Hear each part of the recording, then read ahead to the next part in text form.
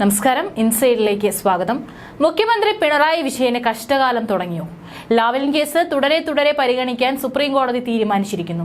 മുൻപില്ലാത്തൊരു മാറ്റമാണ് ഇപ്പോൾ സംഭവിച്ചിരിക്കുന്നത്. ഇത്രയും കാലം ഒരിക്കൽ പരിഗണിച്ചാൽ പിന്നെ മാസങ്ങൾ കഴിഞ്ഞിട്ടായിരുന്നു അടുത്തത് പരിഗണിക്കുക. എന്നാൽ ബുധനാഴ്ച പരിഗണിച്ച കേസ് വ്യാഴാഴ്ച പരിഗണിക്കാൻ തീരുമാനിച്ചു. ലാവ്ലിൻ കേസുമായി ബന്ധപ്പെട്ട ഹർജികളിൽ അന്തിമവാദം കേൾക്കാനായി സുപ്രീം കോടതി ഇന്നും പരിഗണിച്ചേക്കും. ജഡ്ജിമാരായ സൂര്യകാന്ത്, KV വിശ്വനാഥൻ എന്നിവരുടെ ബെഞ്ചിൽ 110 നമ്പർ കേസായിട്ടാണ് ലിസ്റ്റ് ചെയ്തിരിക്കുന്നത്.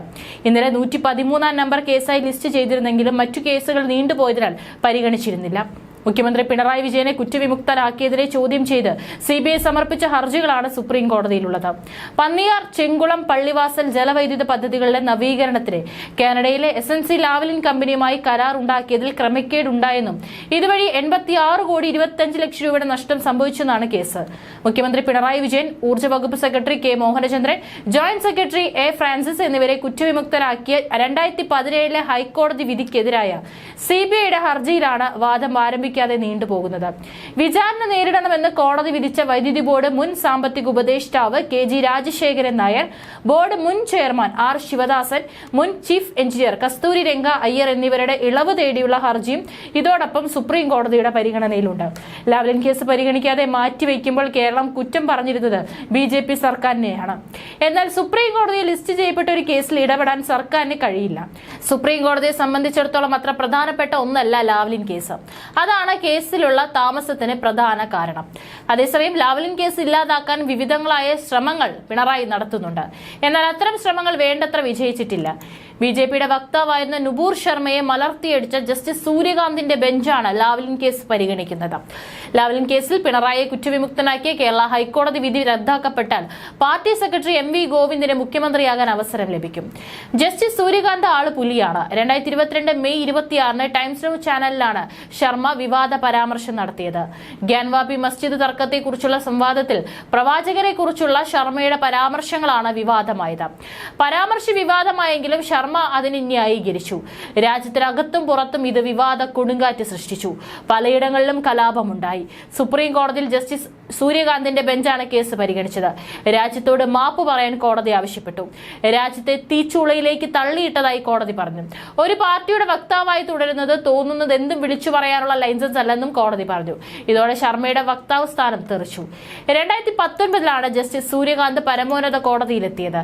ഹരിയാനയിലെ ഏറ്റവും പ്രായം കുറഞ്ഞ അഡ്വക്കേറ്റ് ജനറൽ ആയിരുന്നു അദ്ദേഹം. ഇത്തരത്തിൽ വിപ്ലവകരമായ വിധികൾ പറഞ്ഞ ജഡ്ജിയുടെ മുന്നിലാണ് പിണറായിയുടെ തല വന്നു ചേർന്നത്. 2025 ഇന്ത്യയുടെ ചീഫ് ജസ്റ്റിസ് ആകുമെന്ന് കരുതുന്നയാളാണ് ജസ്റ്റിസ് സൂര്യകാന്ത്. BJP ഉൾപ്പെടെയുള്ള രാഷ്ട്രീയ നേതാക്കൾക്ക് പറയത്തക്ക സ്വാധീനമില്ലാത്ത ജസ്റ്റിസ് സൂര്യകാന്തിന് മുന്നിൽ പിപ്പിടി വിദ്യ ഏശില്ല. നേരത്തെ മലയാളി കൂടിയായ ജസ്റ്റിസ് CT രവികുമാർ പിന്മാറിയതോടെയാണ് പുതിയ ബെഞ്ചിലേക്ക് കേസ് എത്തിയത്. ഹൈക്കോടതിയിൽ താൻ ഈ കേസിൽ വാദം കേട്ടിരുന്നുവെന്ന് വ്യക്തമാക്കിയാണ് ജസ്റ്റിസ് CT രവികുമാർ പിന്മാറിയത്. മുഖ്യമന്ത്രി പിണറായി വിജയൻ ഉൾപ്പെടെയുള്ളവരെ കുറ്റവിമുക്തരാക്കിയതിനെതിരായ CBI ഹർജി വിചാരണ നേരിടണമെന്ന ഹൈക്കോടതി വിധിക്കെതിരെയുള്ള മറ്റു പ്രതികളുടെ ഹർജിയുമാണ് സുപ്രീം കോടതിയിലുള്ളത്. 1995 ഓഗസ്റ്റ് 10 ഇടുക്കി ജില്ലയിലെ പള്ളിവാസൽ, ചെങ്കുളം, പന്നിയാർ ജലവൈദ്യുതി പദ്ധതികളുടെ നവീകരണത്തിനായി കനേഡിയൻ കമ്പനിയായ SNC ലാവ്ലിനുമായി വൈദ്യുതി വകുപ്പ് കരാറിൽ ഒപ്പുവെച്ചിരുന്നു. 374 കോടി രൂപയുടെ പദ്ധതി നവീകരണത്തിന് സംസ്ഥാനത്തിന് വലിയ സാമ്പത്തിക നഷ്ടമുണ്ടായെന്നാണ് കേസ്. ആകെ 9 പ്രതികളാണുള്ളത്. അന്ന് വൈദ്യുതി മന്ത്രിയായിരുന്ന പിണറായി വിജയൻ, വൈദ്യുതി വകുപ്പ് മുൻ joint secretary A Francis, SNC Lavalin company വൈദ്യുതി വകുപ്പ് മുൻ പ്രിൻസിപ്പൽ സെക്രട്ടറി K മോഹനചന്ദ്രൻ, മുൻ accounts member KG Rajasekharan Nair, KSEB മുൻ ചെയർമാൻ R ശിവദാസൻ, മുൻ ചീഫ് എഞ്ചിനീയർ M കസ്തൂരി രംഗ അയ്യർ, മുൻ board chairman PS Siddhartha Menon, SNC Lavalin കമ്പനിയുടെ വൈസ് പ്രസിഡന്റ് എന്നിവരാണ് പ്രതികൾ. മുൻ ചീഫ് ജസ്റ്റിസ് UU ലളിത്തിന്റെ അധ്യക്ഷതയിലുള്ള ബെഞ്ചാണ് കേസ് 2022 പരിഗണിച്ചത്. ഒക്ടോബർ 20 കേസ് ലളിതിന് മുന്നിൽ എത്തിയിരുന്നെങ്കിൽ മാറ്റി. പിണറായി വിജയൻ ഉൾപ്പെടെയുള്ള 3 പേരെ പ്രതിപട്ടികയിൽ നിന്ന് ഒഴിവാക്കിയതിനെതിരെ 2017 ഡിസംബറിലാണ് CBI സുപ്രീം കോടതിയെ സമീപിക്കുന്നത്. കേസിൽ 2018 ജാനുവരി 11 സുപ്രീം കോടതി നോട്ടീസ് അയച്ചു. പിന്നീട് 5 വർഷത്തിനിടെ 33 തവണയാണ് ഹർജികൾ പരിഗണിക്കുന്നത് മാറ്റിവെച്ചത്. ഹർജി നിരന്തരം മാറിപ്പോകുന്നുവെന്ന് കക്ഷി ചേർന്ന TP നന്ദകുമാറിന്റെ അഭിഭാഷക MK അശ്വതി ചൂണ്ടിക്കാട്ടിയതിനെ തുടർന്നാണ് കോടതി ഇനി മാറ്റരുതെന്ന പുതിയ നിർദ്ദേശം നൽകിയത്. ഇത് സംബന്ധിച്ച ഉത്തരവും കോടതി ഇറക്കി. പക്ഷേ എന്നിട്ടും ഒന്നും സംഭവിച്ചില്ല. ചീഫ് ജസ്റ്റിസ് DY ചന്ദ്രചൂഡാണ് കേസ് പുതിയ ബെഞ്ചിന് വിട്ടത്. അദ്ദേഹത്തോട് പിണറായി വിജയന്റെ പിപ്പിടി വിധികൾ നടക്കില്ലെന്നാണ് CBIയും നിയമലോകവും കരുതുന്നത്. മുഖ്യമന്ത്രി പിണറായി വിജയൻ വിചാരണ നേരിടണമെന്നാണ് CBIയുടെ ആവശ്യം. സോളിസിറ്റർ ജനറൽ തുഷാർ മേത്ത ഉൾപ്പെടെ 4 മുതിർന്ന അഭിഭാഷകരാണ് CBIക്ക് വേണ്ടി ഹാജരായിരുന്നത്. വിധി റദ്ദാക്കണമെങ്കിൽ വ്യക്തമായ കാരണങ്ങൾ അറിയിക്കണമെന്നാണ് സുപ്രീം കോടതി CBIയോട് ആവശ്യപ്പെട്ടത്. ലാവ്ലിൻ കരാർ മൂലം KCBക്ക് കനത്ത സാമ്പത്തിക നഷ്ടമുണ്ടായിട്ടുണ്ടെന്നാണ് CBIയുടെ വാദം. പിണറായി ഉൾപ്പെടെയുള്ളവരെ കുറ്റവിമുക്തരാക്കിയ കേസിൽ വൈദ്യുതി ബോർഡ് മുൻ സാമ്പത്തിക ഉപദേഷ്ടാവ് KG രാജശേഖരൻ നായർ, ബോർഡ് മുൻ ചെയർമാൻ R ശിവദാസൻ, മുൻ ചീഫ് എഞ്ചിനീയർ കസ്തൂരി രംഗ അയ്യർ എന്നിവർ വിചാരണ നേരിടണമെന്ന് ഹൈക്കോടതി വിധിച്ചിരുന്നു. തങ്ങളെയും കേസിൽ നിന്ന് ഒഴിവാക്കണമെന്ന് ആവശ്യപ്പെട്ട് ഇവർ നൽകിയ അപ്പീൽ ഹർജിയും സുപ്രീം കോടതി പരിഗണിക്കുന്നുണ്ട്. ഇടുക്കി ജില്ലയിലുള്ള പള്ളിവാസൽ, ചെങ്കുളം, പന്നിയാർ ജലവൈദ്യുതി പദ്ധതികളുടെ പുനരുദ്ധാരണത്തിന് കനേഡിയൻ കമ്പനിയായ SNC ലാവ്ലിനുമായി ഒപ്പിട്ട കരാറുകളുമായി ബന്ധപ്പെട്ട വ്യവസ്ഥാ ലംഘനങ്ങളാണ് ലാവ്ലിൻ കേസിന് അടിസ്ഥാനം. കരാർ ലാവ്ലിൻ കമ്പനിക്ക് നൽകുന്നതിന് പ്രത്യേക താൽപര്യം കാണിക്കുക വഴി സംസ്ഥാനത്തിന് 374 കോടി രൂപയുടെ നഷ്ടം സംഭവിച്ചിട്ടുണ്ടായിരിക്കാമെന്നാണ് ലാവ്ലിൻ കേസിലെ പ്രധാന ആരോപണം. 1995 ഓഗസ്റ്റ് 10 ഐക്യജനാധിപത്യ മുന്നണി സർക്കാരിലെ വൈദ്യുതി മന്ത്രിയായിരുന്ന G കാർത്തികേയനാണ് SNC ലാവ്ലിനുമായുള്ള ആദ്യ ധാരണാപത്രം ഒപ്പുവെക്കുന്നത്. പിന്നീട് SNC ലാവ്ലിനെ പദ്ധതി നടത്തിപ്പിന് കൺസൾട്ടന്റായി നിയമിച്ചുകൊണ്ടുള്ള കരാർ 1996 ഫെബ്രുവരി 24 ഒപ്പിടുന്നതും G കാർത്തികേയൻ വൈദ്യുതി വകുപ്പ് മന്ത്രിയായിരിക്കുന്ന കാലയളവിലാണ്. ലാവ്ലിൻ കമ്പനിയുമായി അന്തിമ കരാർ ഒപ്പിട്ടത് പിന്നീട് വന്ന EK നായനാർ മന്ത്രിസഭയിലെ വൈദ്യുതി മന്ത്രിയായിരുന്ന പിണറായി വിജയനായിരുന്നു. 2001 മെയ് മാസത്തിൽ തിരികെ അധികാരത്തിൽ വന്ന AK ആന്റണി മന്ത്രിസഭയുടെ കാലത്താണ് കരാർ പ്രകാരം നിർമ്മാണ ജോലികൾ പൂർത്തിയാക്കപ്പെട്ടത്. കടവൂർ ശിവദാസനായിരുന്നു അന്ന് വൈദ്യുതി മന്ത്രി. പിന്നീട് ആര്യാടൻ മുഹമ്മദ് വൈദ്യുതി മന്ത്രിയായി അവസരത്തിലാണ് പദ്ധതിയുടെ നിർമ്മാണ പ്രവർത്തനങ്ങൾക്കുള്ള തുക പൂർണ്ണമായും അടച്ചു തീർത്തത്. കരാറുകൾ വിഭാവനം ചെയ്യുന്നത് മുതൽ നിർമ്മാണ പ്രവർത്തനങ്ങൾ പൂർത്തിയാകുന്നതുവരെ 4 മന്ത്രിസഭകളിലായി 5 മന്ത്രിമാർ വൈദ്യുതി വകുപ്പ് ഭരിക്കുകയുണ്ടായി. ഇക്കാലയളവിൽ മലബാർ ക്യാൻസർ സെന്ററിന് വേണ്ടി കനേഡിയൻ കമ്പനിയിൽ സർക്കാർ ഏജൻസികൾ നൽകുമായിരുന്ന 98 കോടി രൂപയിൽ ആകെ 12 കോടി രൂപ മാത്രമാണ് ധാരണാപത്രം പുതുക്കാത്തത് മൂലം ലഭിച്ചത്. ഇതാണ് പിണറായിക്ക് വിനയായത്.